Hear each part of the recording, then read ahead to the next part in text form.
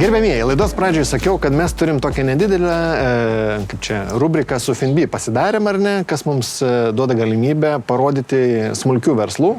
Tai tokia abipusė nauda, ne, ir atsiranda galimybė visiškai smulkius, netgi mikroverslus parodyti, kuriuos jūs sufinansavot. Taip, teisingai. Tai verslas, kurį netrukus pamatysite, tai yra vienas iš mūsų klientų, kurį mes neseniai finansavome. Aš galvoju, tie mažiukai, taip, mikroverslai, su kokiom problemom jie susiduria dažniausiai, kai jiems reikia susifinansuoti? Susiduria tai su įvairiom problemom, bet kalbant apie finansavimą, tai turbūt prieinamumas didžiausia yra problema. Ką reiškia prieinamumas? Prieinamumas prie finansavimo. Taip. Jeigu konkrečiai... Tiesiog jiems neduoda pinigų nieks. Teisingai, paprastai taip kalbant. Visur yra ta pati problema, ne, bet Europos komisija praeitais metais atliko apklausą visoje Europos Sąjungoje, kokia yra situacija prieinamumo, ypač smulkiam, tokiam mažam verslui. Tai Lietuva yra paskutiniai vietoje pagal finansavimo prieinamumą prie bankų. Tai jeigu skaičius įsireikšti, tai iš visų paraiškų smulkaus verslo, kur verslas kreipiasi į banką, tai ES vidurkis, kad 7% yra atmetamų paraiškų. Lietuvoje 30%. Tai Lietuvos bankai skupiausi. Teisingai, skupiausia. Kadangi konkurencija tarp jų maža, tai jie čia ripikina iš principo. Ar tą verslą finansuoti, ar ne. Dydis per mažas, neįdomu.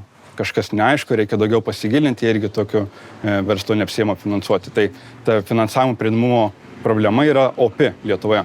To pasiekoje yra tokių alternatyvų finansuotojų kaip mes, kurie konkrečiai dirba su tokiu smulkiu verslu.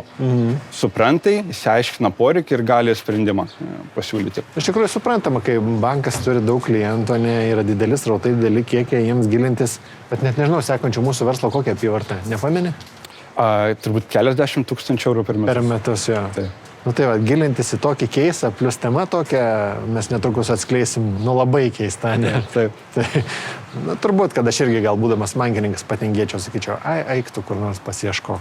Kita vertus, tai būtent tokie verslai yra Lietuvos ekonomikos variklis ir sukuria ženklę BVP dalį visos ekonomikos. Ir tokie smulkus SVV verslai sudaro apie 90% Lietuvoje veikiančių verslų. Tai jeigu neatsiranda finansavimas, jie nepakankamai auga ir to pasiekia Lietuvos ekonomika, ne taip sparčiai vystosi, kaip kad galėtų. 9% turbūt sudaro VV, o ne SV. Taip. Bet, tai šiaip bendrai Europai tas procentas yra gana aukštas. Jo, apskritai smulkus verslas, prieimamas prie kapitalo, jiems yra sudėtingas. Tai yra problema, kurią bandom spręsti mes jau. O tiesa, gali išduoti, kokius procentus tada jūs paimat už su finansavimą? Tai turbūt priklauso nuo keisų, nuo kredito rizikos, kadangi mūsų kainodara tiesiogiai priklauso nuo rizikos, kurią prisiema mes kaip investuotojas. Tai tos palūkanos gali būti nuo 8% per metus iki 24% per metus, kur jau super riski verslas. Kur nieko neturi užstatyti ir sakau, tiesiog duok pinigų ir manim patikėk? Kur verslas įsikūręs prieš mažiau negu metus, generuoja kažkokias pajamas, turi 1-2 klientus per paskutinius 6 mėnesius, bet super nestabilu, finansų dar nelabai yra, bet jau yra kažkoks pajamų srautas, ant kurio būtų galima kabintis. O kaip jūs, jūs irgi verslas esate, ne labdaros kompanija, kaip jūs vertinat riziką tokią? Visapusiškai. Tai turbūt iš kreditų rizikos pusės yra daugiau negu 30 kintamųjų, į kuriuos mes atsižvelgiam, kai žiūrime kiekvieną paraišką. Tai jeigu bankas turi standartinį Excelį, kur nusinčia tau ir prašo išpildyti, tai mes visokiojopai sugebam įsivertinti iš alternatyvių įvairios informacijos šaltinių, kad sugebėtume suprasti, tai kokios yra tos rizikos per tą paskolos laikotarpį, su kuriamis gali verslas susidurti. Jūsų pinigai tai yra privatus pinigai, ką jūs renkate, ne?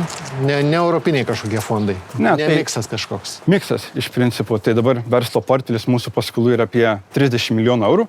Tai 6 milijonų eurų yra mūsų lėšos, paskolintos ir tai equity dalis, tada dalis yra Invegos lėšos, apie 5 milijonų eurų, kurios jos mums paskolino. Ir likusi dalis yra retailo investuotojai, kur investuoja į tokias paskolas per mūsų platformą. Bet žodžiu, mes ne kiekvieną paskolą taip pat prisidedame savomis lėšomis. Taip sukuriam likvidumą rinkoje, kadangi jis nėra labai didelis Lietuvoje, bet ir tuo pačiu parodom, kad mes patikim to verslu, kurį mes finansuojame ir turim tą vadinamą skin in the game, tokio paskoloj. Tai einam pažiūrėsim, ne? Einam. Kas per verslas.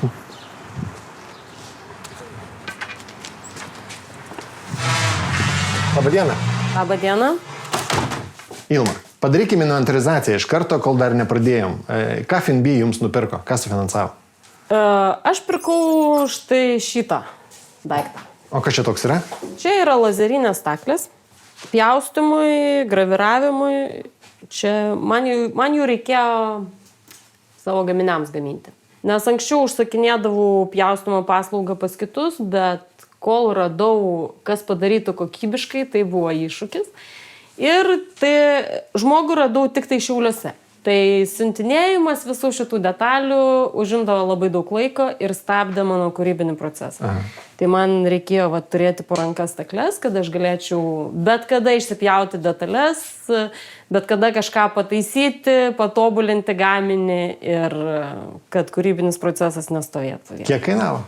Daug jis kainavo. Jis apie 8 000 kainavo. Gerai, gerbėmieji.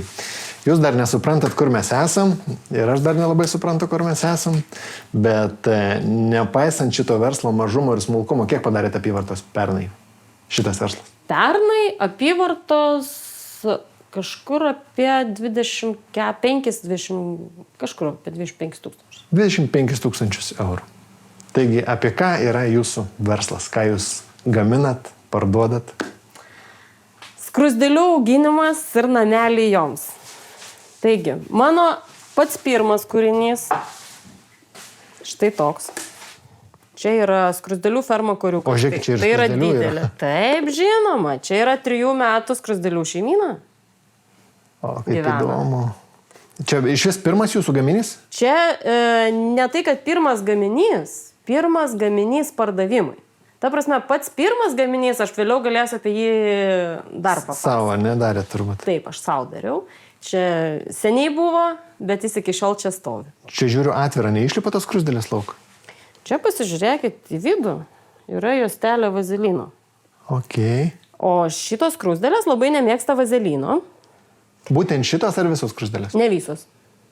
Šitas vazelinas laiko, kitų nelaiko. Yra, kurių nelaiko. Tie nuo pabėgimo medžiagos skirtingom rūšim skiriasi. Tai va, o šitos nemėgsta vazelino. Iš pradžių, bet jos savo sumanumu stebina. Kai tik ištepiau vazelinu, iš pradžių jos bandė pasidaryti takelį per vazeliną. Kokiu būdu? Visokios šiukšlės mesdamos ant vazelino. Okay. Bet aš pamatau, kad jau takelis jau į pabaigą, naują sluoksnį padarau, atnaujinu vazeliną. Jos dar pabandė, vėl atnaujinu, dar pabandė, po kelių kartų nustojo. Okay. Ar čia yra kažkokia specifinė rūšis, būtent pritaikyta laikyti... Kaip šitas daiktas dar kartą vadinasi? Formikarijus. Formikarijus. Ar skruzdėlynas miške irgi vadinasi formikarijus, ar tik tai dirbtinis namelis? Dirbtinis formikarijus. Ok, supratau. Tai čia yra specifinė rūšis, aš iš miško negaliu šeimynos užsiveisti. Specifinių rūšių konkrečiai išveistų formikarijams nėra. Aha. Jos neegzistuoja. Visos rūšis kažkur gyvena gamtoje. Okay. Bet vienos rūšis yra tinkamos laikyti formikarijose, o kitos visiškai netinkamos. Ir tos miške, kurios stato didelius skruzdėlynus, tuos, kurias, visi labiau pažįsta tas skruzdėlės, nes mato tos didžiulius skruzdėlynus, jos laikyti formikarijose visiškai netinkamas. Kodėl?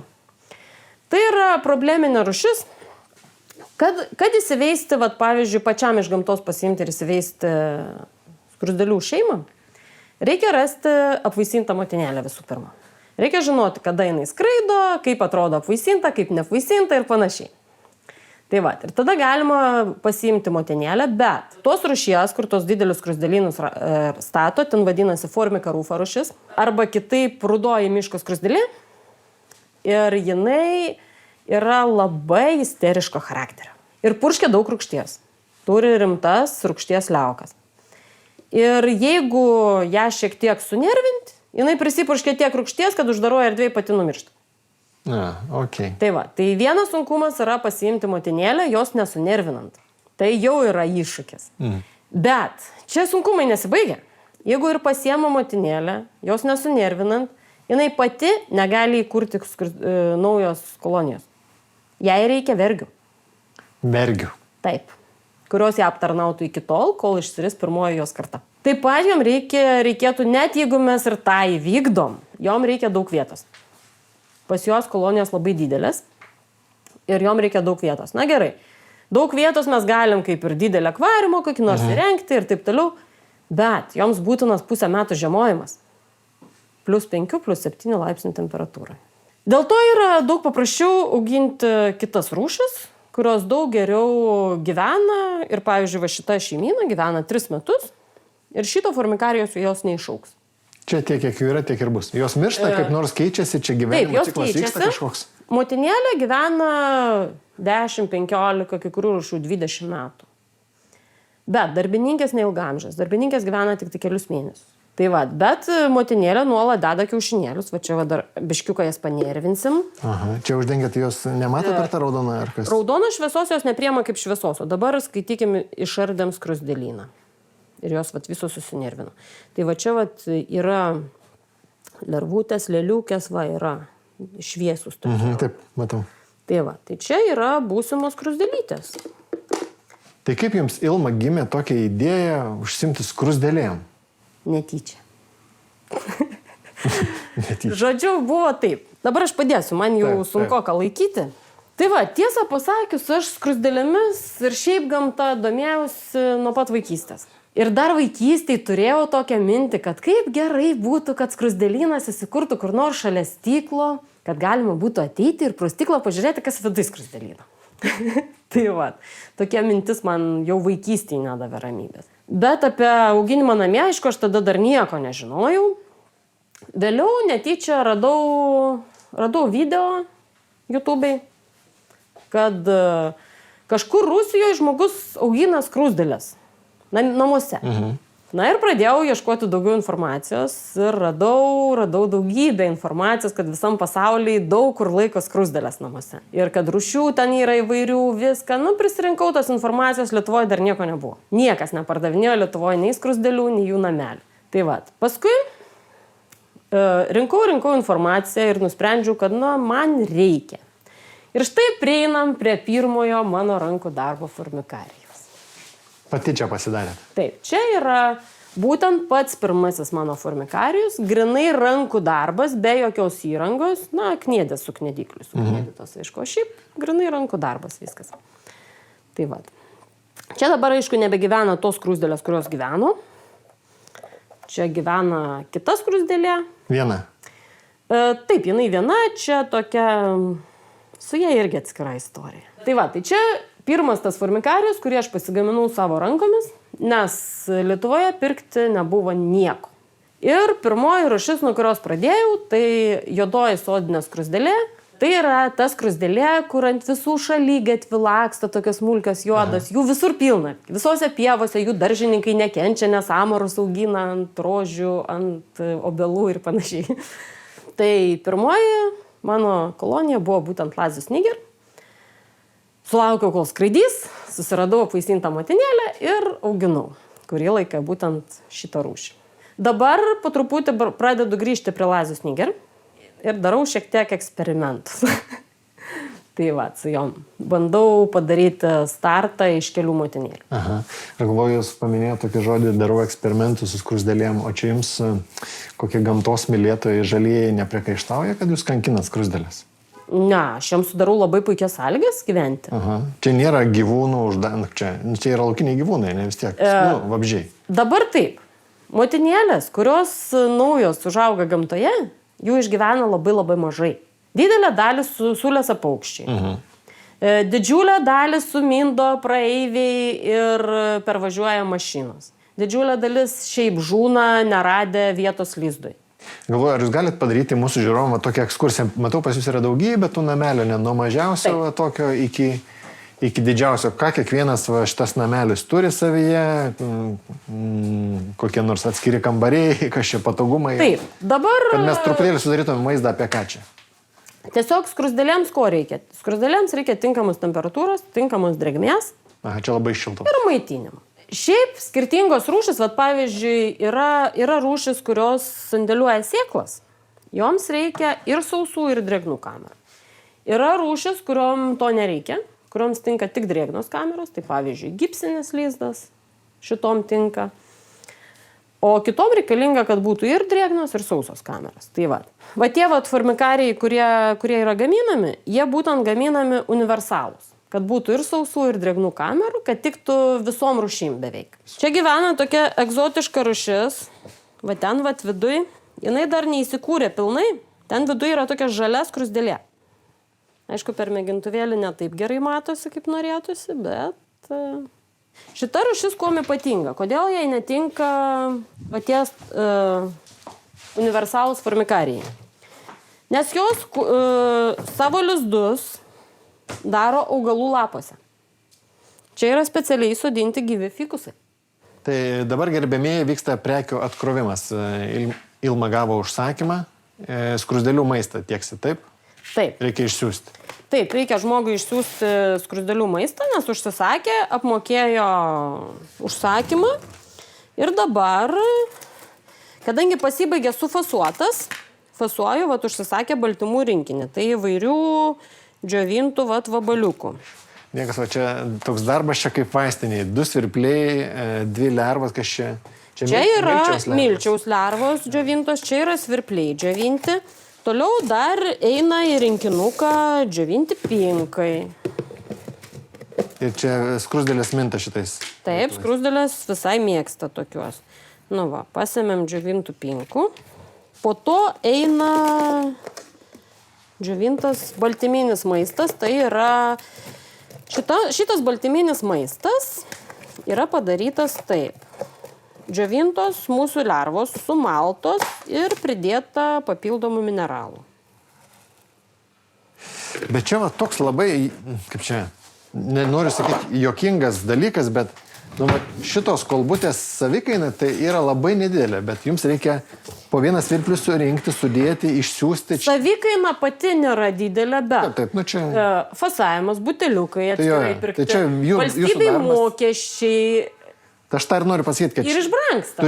Turinys nieko nekainuoja, kainuoja jūsų fasavimas, šitie buteliukai, siuntimai, mokesčiai, va tokie dalykai. Ir Šimonytės alga dar biški čia kažkiek kokia. Nu taip. Čia užsakymas yra va tokio dydžio. Tokio dydžio. Nu, okay. Ir kokia kaina va tokio užsakymo? Be siuntimų 16 eurų gaunasi. Aha, supratau. Taip, tai yra... Kaip ir atrodytų tikrai brangoka, bet sakau, kadangi tai sudaro ne tik pats turinys kainą. Taip. Tai pats... Kiek laiko skrusdėlės maitinsis? Ilgam. Čia ilgam, žinokit. Čia... Na, aš nežinau pas užsakovą kokio dydžio kolonija šiuo metu. Bet net ir nemažai kolonijai šito maisto, na, nemažiau kaip pusė metų. Dar daugiau, sakyčiau. Okay. Tai va, tai jos valgo nedaug. Tai šiaip auginti ir laikyti skrusdėlės nebrangus užsiėmimas? Ne, nebrangus, kaip pasakyti. Nu vis tiek, tai yra mano hobis ir man yra įdomu.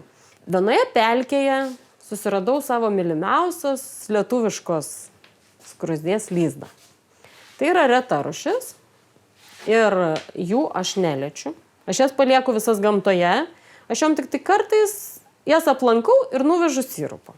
Tai viskas, ką aš su jom darau. Aš jas tiesiog stebiu gamtoje. Tarp kitko parodysiu, kaip atrodo jų motinėlė. Aš ją nusipirkau iš Lenkų. Kiek kainuoja nusipirkti vieną skrusdėlę? Va, aš ją nusipirkau iš Lenkų. O, kokia rimta skrusdėlė. Tai va, tai yra, sakau, Lietuvos pati gražiausia man rūšis. Jos lietuviško pavadinimo nežinau, gali būti, kad ir nėra. Lotyniškas komponuotus ligniperda. Tai kiek kainuoja tokia skrusdėlė viena? Žinokit, labai nuo daug ko priklauso. Nu, žirklės kažkokias, nuo kiek iki kiek. Kai yra pasidėta kiaušinėlių, vien motinėlė su kiaušinėliais, va, pavyzdžiui, šitos rūšies, nuo rūšies irgi priklauso. Galima už kokį, nu, kaip kur, už 15, už 20 eurų galima nusipirkti. Viena skrusdėlė 20 eurų. Taip. Jeigu bus darbininkių, iš karto kaina kyla. Na gerai, biški per kainas perikit. Vat žiūri žiūrovą ir sugalvoja, kad irgi nori turėti savo koloniją. Kiek kainuoja formikarijus, kiek kainuoja šeimyną ten susidėti, susiruošti viską? Šiaip yra tokia... Startinis paketas. Taip, yra būtent rinkiniai. Pas mane startinis paketas, tai va, galiu parodyti pigiausias rinkinys. Beveik 70 eurų. Brangiausias šiuo metu pas mane yra 115. Bet čia be skrusdėlių? Čia su skrusdėlėm. Tai už 100 eurų galiu startuoti? Taip. Čia į rinkinį įeina viskas. Ir formikarijus, ir skrusdėlės, ir maisto startinis paketas, priežiūros priemonės. Tai yra viskas, ko reikia pradžiai. Plus, prie to pačio žmogus gauna mano konsultacijas. Ok. Kiek jūs Lietuvoje turit klientų? Kas čia perka tas skrusdėlės Lietuvoje? Labai įvairių žmonės. Yra kolekcionierių, kurie tiesiog užsisako konkrečią rūšį, kurios jie nori ir apie kurią svajoja. Iš tikrųjų yra labai brangių rūšių. Galima už vieną skruzdėlį ir kelius šimtus eurų sumokėti. Bet aišku, tai jau egzotika. Tai gerai, aš taip greit skaičiuoju, jeigu jūs turėt kokius 25 000 eurų pajamų, ne, vidutinis komplektas koks 100 eurų, tai jūs turit, kiek? 200 klientų maždaug Lietuvoje. Kiek iš jų yra užsieniečiai? Aš praktiškai be konkurencijos esu Pabaltyje. Jūs esat monopolistė? Na, ne visai taip, nes aš niekam kaip ir neuždrausta ateiti į rinką. Jeigu kažkas nori ir turi pakankamai žinių, jie gali ateiti. Žinot, kad jeigu jūs perlipat 40% rinkos, jums reikia konkurencijos tarybos pritarimo. Jeigu norėtumėt sandorį kokią nors atlikti. Bet aš niekam nedraudžiu ateiti į rinką. Prašom. Prašom, kas norit. Reikia noro, galiu pasakyti, ko reikia. Reikia noro, reikia entuziazmo ir gilinti savo žinias. Ir viskas.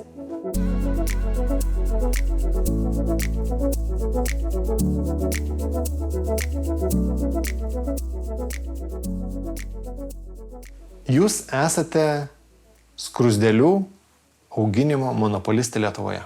Ar matote, kaip išplėsti savo verslą? Kokios šito verslo perspektyvas? Taip, aš turiu plėtros planų. Aha. Išsiplėsti į tarptautinę rinką rimčiau. Lietuvoje jau viskas, jau užpildėt rinką, galvojate, ne? Tiesiog ne tai, kad užpildyta. Iš Lietuvos aš niekurgi nesitraukiu. Ir visi žmonės, kurie dar atras skruzdėlių auginimo džiaugsmą, jie vis tiek mane galės rasti. Tiesiog mano nuomonė šitai, sritis tokia nišinė. Taip. Tai va, tai tiesiog Lietuvos rinka galbūt mažoka šiek tiek, norint tikrai rimtą verslą vykdyti. Dabar pas mane yra labai smulkus verslas iš vieno žmogaus ir vienų lazerinių staklių. O kokio dydžio yra didžiausias pasaulyje formikarijų ir fermų augintojas, gamintojas, pardavėjas? Net negaliu pasakyti, nes jų yra labai daug ir labai įvairių. Šiaip, ir į AliExpressą, kas pardavinėja, labai daug pardavinėja, bet ten aišku, irgi reikia atsirinkti kokybę. Nes, kad pagamino kažkas formikarijų, tai nereiškia, kad jis yra kokybiškas. Mano ženklas yra kokybė. Aš kai sukuriu naują modelį, visų pirma pasistatau jį pas save, apgyvendinu jame skruzdėles ir ieškau trūkumų. Ką dar pataisyti, ką dar patobulinti. Ir tik tada, kai jis man pačiai patinka, tik tada aš jį leidžiu į prekybą. Dar noriu grįžti prie skruzdėlių gyvenimo. Vis tiek stebite skruzdėlės, ar ne? Ir tai, kadangi tai yra kolonija, tai yra tam tikras socialinis gyvenimas, tam tikra hierarchija. Vasakyti, yra motinėlė turi vergės ir paskui yra darbininkės ir taip toliau. Kokių dar vyksta socialinių procesų, kuriuos mes galėtume išvesti kažkokią paralelę su žmonėm? Kas pas skruzdėlės irgi vyksta panašiai arba nepanašiai kaip pas... Žinokit, stebint skruzdėlės, kyla tokia mintis, kad žmonės savo visuomenės taisyklės pagal skruzdėlės pastatė. Nes skruzdėlės gyvena žemėje daug ilgiau. Skruzdėlės dar nuo dinozaurų laikų gyvena. Ir stebint skruzdėlės tikrai matosi labai daug paralelių su žmonėm, nes skruzdėlės turi visą visuomenę. Motinėlė, aišku, yra kaip ir karalienė, bet pavyzdžiui, kaip šeima susideda iš motinėlės arba kelių motinėlių, žiūrint kokia rūšis. Ir, aišku, priklauso nuo to kolonijos dydis, bet esmė yra tame, kad skruzdėlės pasiskirsto darbus. Jos turi profesijas. Konkreti skruzdėlė atlieka konkretų darbą. Yra skruzdėlės žvalgai. Jie vaikšto plačiausiai. Išeina iš skruzdėlyno ir eina toli, feromonais žymėdami taką, ieško naujų maisto šaltinių.